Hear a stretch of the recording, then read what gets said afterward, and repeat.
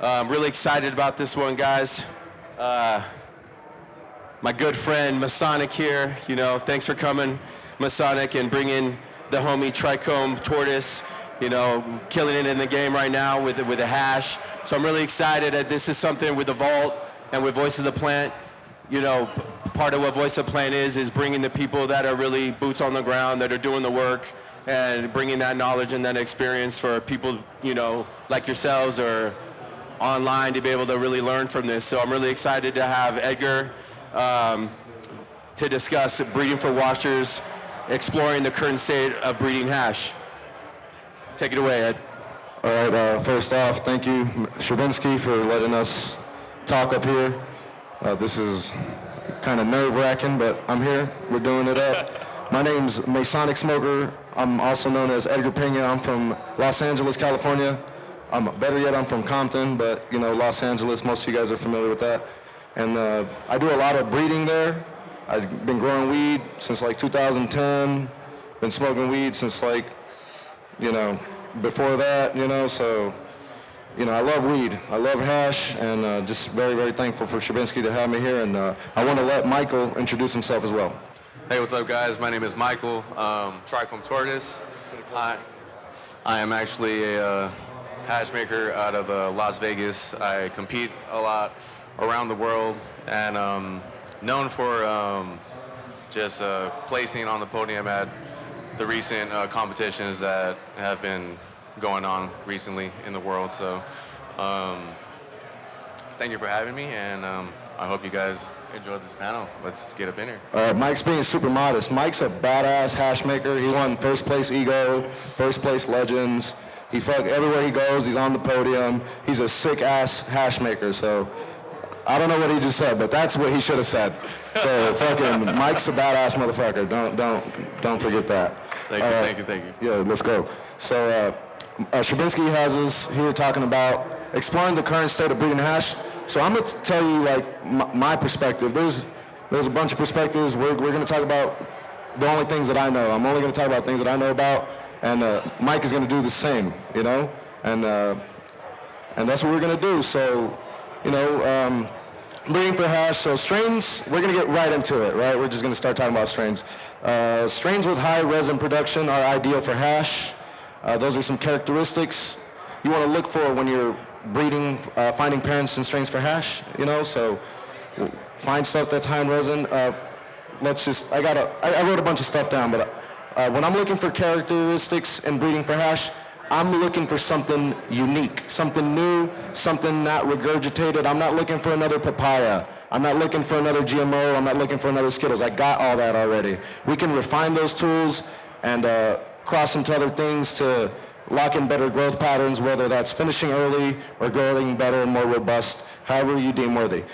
So that's that. But the main thing is locking in new flavors, and with that comes, finding crosses that look similar to lock in more consistent lines that are more predictable. But that's just like the nitty-gritty of looking for parents to make new hash strains. New is key, because without new, we don't have, we're kind of stagnant.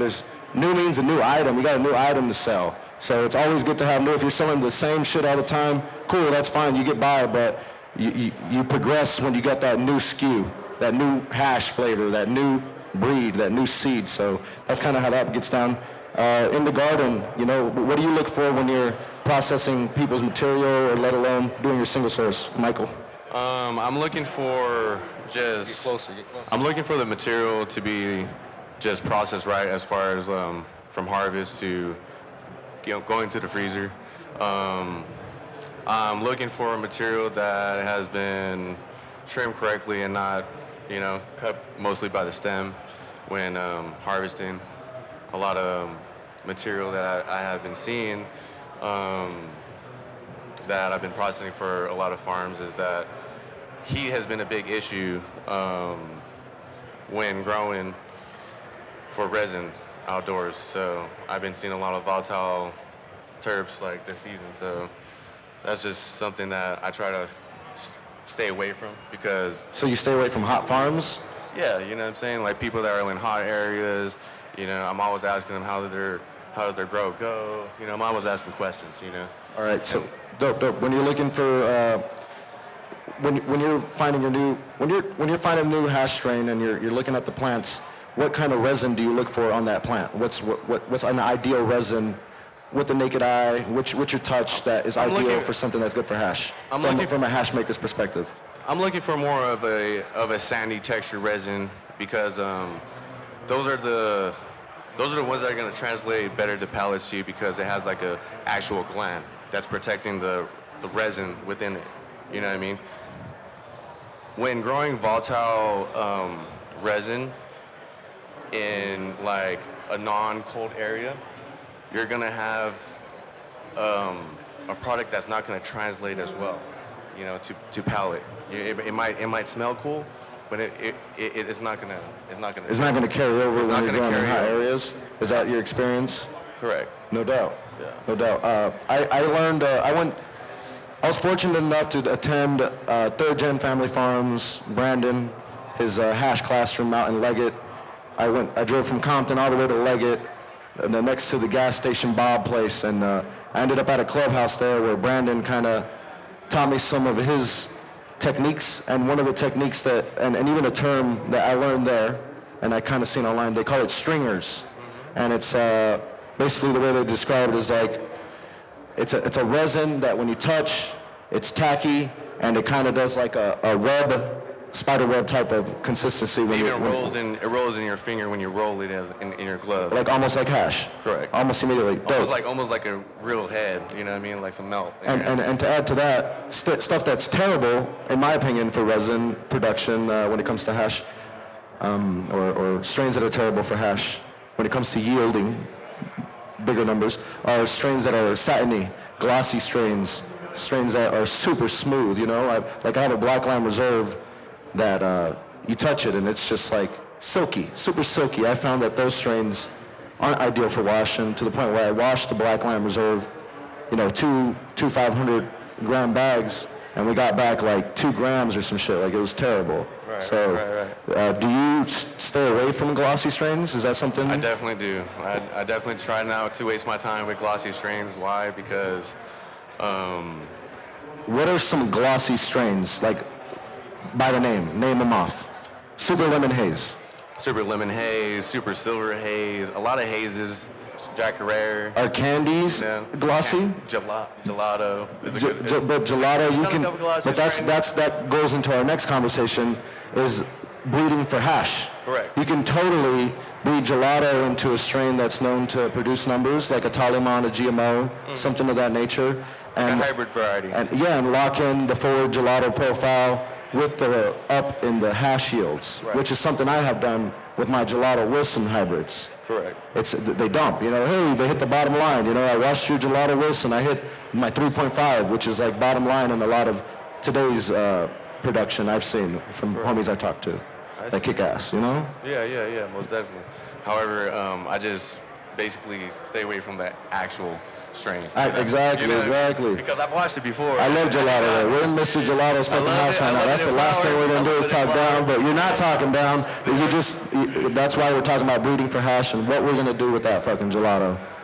All day. The G41, everything. I'll dry it up and smoke it, big dog. I love Sunset Sherbet. That's my favorite shit when it comes to like top 5 flower strains. Easy peasy. You know, Gelato 41, all that stuff kicks ass, and it holds its weight to this day. That's facts. Even amongst the hash scene, everything. Most definitely. You know, we were talking about why we stopped smoking certain strains, and it kind of stopped after Sunset Sherbet. Like, that was the last person we let on the boat to keep riding with us. You know, I love GG4. I love my OGs. I grew up on OG. I'm from LA. That's what we grew up on. That's the only thing that got our rocks off. But you know, it ain't like the candy gas. It's just something different about it. I love it so much. What are more strains that suck for washing? What are strains that are good for washing? Strains that are good for washing, I would say, would be like, you know, GMO is a big one. You know, GMO. A lot of people love GMO because it yields, it translates. However, it's kind of getting played out. Yeah, you know? But you could be the best GMO grower and processor, and you know, fuck that. You know, just run it up like that. That's how I look at it. You know. I mean, I did it my first 2 years when I first started making hash, bro. I grew nothing but GMO. Yeah. That's what basically put me on, like, you know. It's a solid foundation to build your house. Correct. You know, when you're doing seed pheno hunts, there's a lot of R&D, a lot of rolling of the dice going on.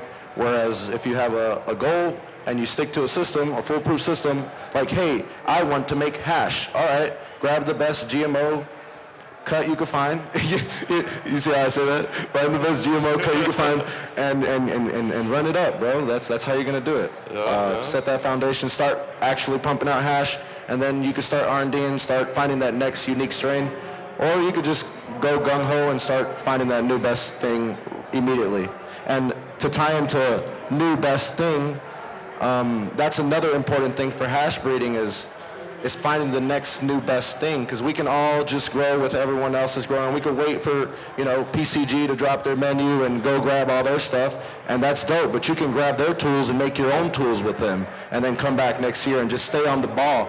Go to all these guys' banks and grab something and have your finger on the pulse. That's very important in breeding for hash, is knowing with anything and everything does, and getting the first row VIP front row seat is the best way to do it. That's going to help progress the breeding for hash big time. Is rolling the dice. Yeah, we could do the GMO shit, we could set the foundation, but you're not going to find nothing new like that. You got to go pop some seeds. That's very true. Honey is very important. Right. No doubt. Well, we're right here talking. Thank you guys, man. We're 11 minutes in. That's awesome. I'm just riffing. I wrote myself some questions. A little nervous, but whatever. All right. Balancing potency, flavor, and yield is important for breeding for hash. Boom. Potency, yield, and flavor. It's all important. You can have the most flavorful variety in the world, but it doesn't give you no returns on hash. Similar to Skittles. Skittles is known for that, right? Yeah. And when it comes to Skittles, it's like the better you grow it, the better returns you're going to get. That's Correct. what I've noticed. Not everybody grows Skittles the same. Not necessarily. I've seen some really crazy grown Skittles, super frosty, and it just yielded like shit. No doubt. For sure. So, it looked nice, but they still grew it. Something they did wrong with it. They weren't doing something right. But that's what I've noticed with Skittles. I've heard, I've been on the hill and I've seen a couple Skittle plants, and I've heard that some people do well with it, but for the most part, people are known to do terrible with it. And that's important. So you grab something that you really like that doesn't do well for hash, and you breed it into stuff that's good for hash, and you find that forward terp profile that you're emotionally invested in, and when you pop those seeds, you just keep that one, go forward, test it out, see if it did anything better, keep it pushing. That's how you find the new next best thing. That's how you get better yields for hash returns on strains that necessarily aren't well for hash. What was a good Z hybrid that you've seen? Good Z hybrid that I've seen. I've grown OZK, Z3, and I made I grew Z cubed. I did my buddy Surefire Selections did a Z3 hybrid with my Banana God, which is a well-known strain that won first place Eagle Clash. That's one of my babies. And that strain kicks ass. Like that's a well-known Z hybrid. I've seen it in some badass jars. Trichodelics posted. Farm and Stone did seeds with it. Like, people vibe with it. When people agree on something and they keep rocking with it, that's when you know you're onto something. What did breeding it to those other strains do for the Z for you? What did it do better? So the Z3, it was just a culmination of both. They're both very similar strains. Yeah. The Z3 was like a creamy variety, and then the Banana God's like a fruity, tropical strain. So it blended well. It wasn't going different ways. So it just turned into like a creamy banana. That's what it did, and it does well for hash to the point where dudes keep rocking it. They keep rocking it. All right. And it's like a creamy Z. Nice. It's a creamy Z is the best way to describe it. Okay. All right. Yeah. And that's what you can do with your strains. And as far as balancing potency, we get so ripped nowadays. Myself personally, I'm all about the terps. assuming I'm gonna get high with all these THC varieties that I cross back and forth. I don't pay too much attention to, how much THC percentage is in any given variety, assuming the stuff that we're using is all THC psychedelic-driven varieties that are gonna get you ripped. So, back in the day, the OG always got me highest, but now a 0.6, to the face is gonna do everything and anything that level I'm trying to reach. Or just for anybody else, a regular dab. It's gonna take you there. And that's what we're talking about. We're talking about hash right now, which I'd assume is getting smoked in dab form. Right? Oh yeah, most definitely. Yes, sir. Any specific breeding techniques? So I'm a breeder. That's what I identify as. I made some badass strains. I stand on it. I'm proud of all the things that I've done. I'm very proud of I run my seed company like a record store where there's just everything. I don't just have one thing. I got it all. You name it, we got it, buddy. Or if it's not here, it's on its way. That's how I run my seed company, and that ties into like how I do my breeding. I do everything and anything, and I do a lot of F1s. Basically, that means I just kind of just do it one and done, kind of lock it in. But the thing when I do that, when I make my seeds, and I have a Tropicana mom, and she's purple and she's beautiful, and it's a nice mom. Yeah, you could go find a male, dope, do single male donor pollination. But at the end of the day, you're just making seeds. Just make some seeds, and half of that is locked in there, and you can always go find it. That's the beauty of seeds. The better you are at hunting, looking through seeds, discerning flavors, knowing flavors, looking at a name and just smelling it automatically, the easier it is for you to cook your dish. That's just that. So, that's how I do my seeds. I cook a lot. I'm in the kitchen a lot. I'm always whipping it up. That's what I do. I'm nonstop. What about you? How do you get better at hash making? Just optimizing the conditions. Mike, just optimizing the conditions for hash production. I basically focus on a few key factors. How do you like to grow? What's your grow medium? Living soil. Living soil. What is that? It's a organic living soil bed that has a bunch of microbes and cover crop and. Any teas? Yeah. You fuck with Vital? I do. Fuck yeah. If you're not growing with Vital, bro, you're slacking, bro. You guys better check out Vital. Get yourself some soil, all the amendments, whatever you need, man. Holler at Brian over there. He's going to help you out. Compost teas are very. If you're not growing with Vital, it's probably mids. Sorry. Not sorry. What else? Living soil.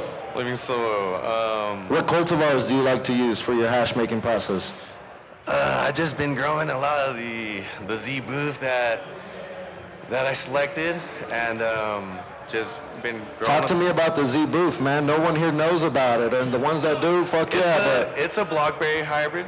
What's blackberry? What's that smell like? It's a Tropicana cookies times black cherry punch. Yeah, I've smoked it before. Can I talk about it a little bit? Yeah. So ZeBoof is it's like Tangy, right? But it ain't Tangy. It's got this mango cherry tart cushiness on it, bro. Like, it's not just Tangy. It's, that says a lot about you when you say, ZeBoof or the precursors are just Tangy. That's cap.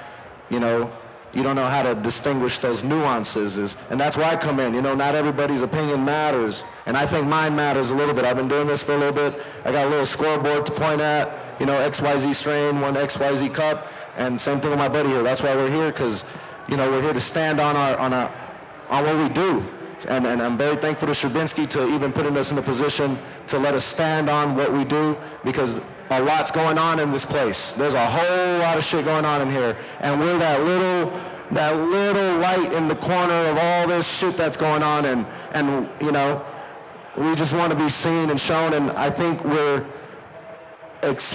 representing the true essence, what is the cannabis plant, in this case, hash culture, and everything that is the weed plant. Like, I'm a walking cannabis weed plant. I can sit at a table with anybody here, and, everyone practice, worshiping the cannabis plant different. I worship it like like this. And there's people that I look up to that worship it to that level, and I'm learning from those guys, the Sherbinskis and people like that, you know, the Barney Farms and the Champellis and all the OGs and my peers of the game, the Surge Cannabis, you know, that's the homie from LA.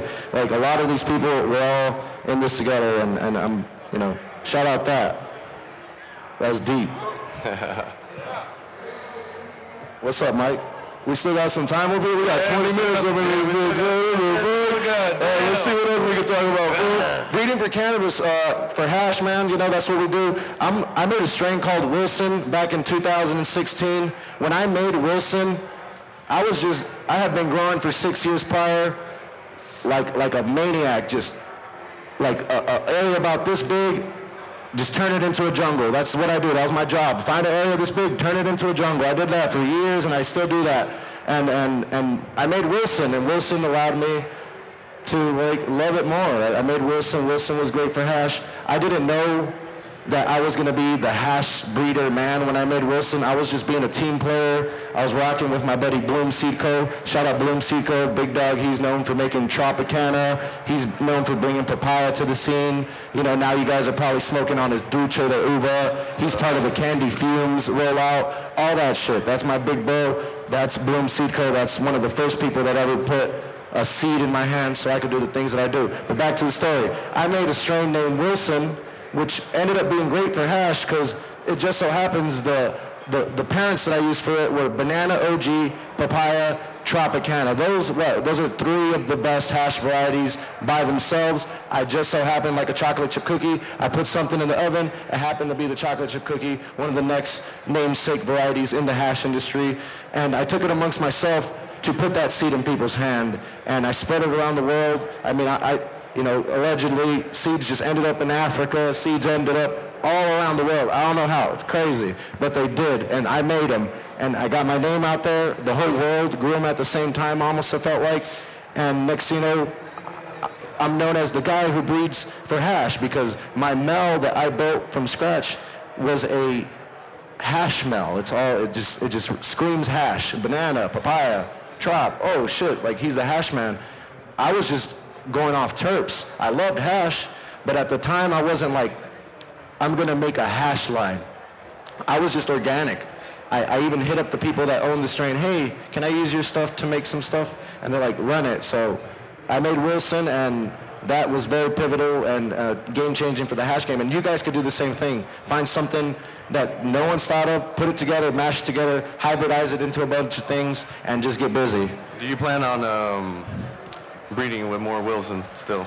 I recently, so I've had that strain since 2016. I bred with it. They used to say, yo, Mace only breeds with Wilson. That's all he does. One trick pony. My ass. You know, I do all types of shit. So I put it on the back burner to kind of stick it to them. And yeah, I put Wilson on the back burner. Next thing you know, as I put it on the back burner, it still remained strong. It still kept winning cups, you know, whether it's a hybrid of it or itself. It just kept, you know, I turn around, oh, you know, Masonic seeds, one, you know, with this guy's gear, you know, the grower. Shout out all the growers. Shout out everyone that's ever won stuff with my gear. You know, I wouldn't be shit without you guys. You know, shout out everybody that buys the seeds. I wouldn't be nothing without you guys. So that's very important. It's a collective effort. But yeah, man, I put Wilson on the back burner 2016 to maybe like 2019, around when COVID kicked around. No, 21 is when I put it on the back burner. Okay. That was my last Wilson pollination. And then 22, 23, this year, next year, I've been doing all types of shit. I did just recently bring my Wilson back out. I had that same mel. I kept that same mel because it's promising. That's another important thing, is having that tool that gets you to that place you want to get almost immediately. That's what my Wilson mel does. Have you found any other mels recently? I breed with other mels, back to the point where I'm like trying to coin stuff as a company. I run it like a record store. I'm well aware that, you know, everything's kind of out there already, but it's up to us to kind of spotlight that stuff. It might be new, yeah, but like, so, you know, it might not. Like right now, I'm spotlighting Shishkaberry a lot. That's a peachy candy variety from a Canadian breeder. His name is Breeder Steve. And I've been going down that rabbit hole and just breeding with that. And that's not even from a male standpoint. That's just from a receiver standpoint. Mm-hmm. I haven't even like found a male in that population. to bring into stuff. I've been super heavy on the receiving end, and people are xenophobic about their approach to seeds. But when you look at any of these names, you know, a lot of these things came from mystery things. So I did some, you know, you guys call them random pollinations, because that's what they are. They're open pollinations with different males from different seed stock. But that's what I've been doing a lot recently. It's literally an open pollination with everything and anything from that run. That's like sacrilegious. You know, I talked to Skunkman Sam on Legends of Hash of Church, and he's the legend. David Watson is like, I just recently started learning about David Watson. I'm a student of the game, but that's that guy right there. Like, there'd be almost none of the stuff we have right there that we got going on without some of the stuff he did, you know? So he talked to me, and he's like, I usually do single male donor pollinations, and I'm just like, holy shit, like, but he didn't say I was wrong, he didn't say I was right, he just pointed it out. And I'm just like, well, I kind of did that too, but like, I wanted to do this. This was natural, like, and that's another thing, it's all natural. Like, I love this shit. I'm not, yeah, the plant provides if you provide for the plant, but bro, I grew up like, I'm your uncle that tests out the sack to make sure it's good when it comes to this shit. Like, I'm that guy, bro. Like, You just be a shitty person, shitty grower, you know what I mean? bro, man, that's, you know, fucking, I love this shit, man. I love this shit. You love this shit? You smoke hash every day, Michael? I definitely do. Every day?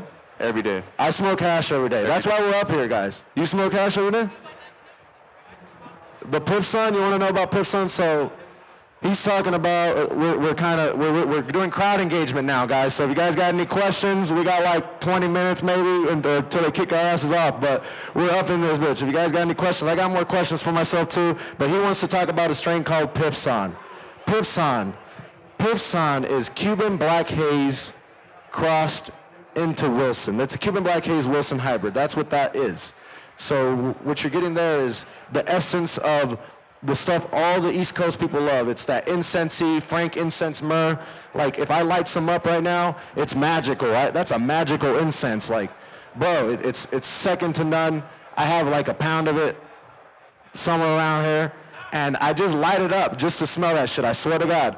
And I even showed Tony Mendo the other day. We were talking about it. I was like, oh, I have some, let me go bring some out. Let me just light it up. I ended up smoking it. It's that pleasing. And I didn't grow it to smoke. I grew it just because I just grow to grow, man. I just be having shit growing, bro. I don't give a fuck. But either way, Cuban Black Haze is a East Coast variety. It's not, that's where it came from. I got it from my buddy Piff Coast. He's in the house somewhere. He should be in here if he was a good friend, but I'll check his ass later. Be like, hey, why don't you on my panel, bitch? I can do something else. Either way, he gave me that cut. I crossed it into Wilson. And Cuban Black Haze is not a known washer, you know, just to talk about it a little bit. It's a haze, bro. It takes forever. It doesn't necessarily do well on hitting the bottom line for returns on hash, but with the Wilson, it does. It does hit the bottom line. There are people that grow my Cuban Black Haze Wilson and make hash with it. Does it change the profile of it whatsoever? Like it's a Cuban Black Haze forward profile. And it just straight yields. And it does numbers. It does better than the initial. Insane. And it's as good or better. That's another thing with breeding. That's exactly is what you're looking for. You're trying to get better, or at least try to find that same thing so you could lock and work again, you know? Mm-hmm. Going backwards, that ain't it. You know, you don't want to breed with Oreos. I'm just kidding. You can make Oreos better. You know, good luck. Good luck.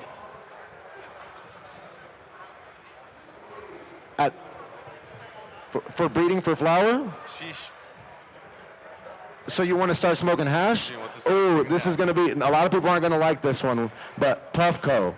Puffco will ease you into the lifestyle that is hash, and then you can go buy yourself a nice American-made glass. It's the easiest way. And those, a good one will cost you $300 to $500, but you could have one that costs $50K. Like this culture gets crazy.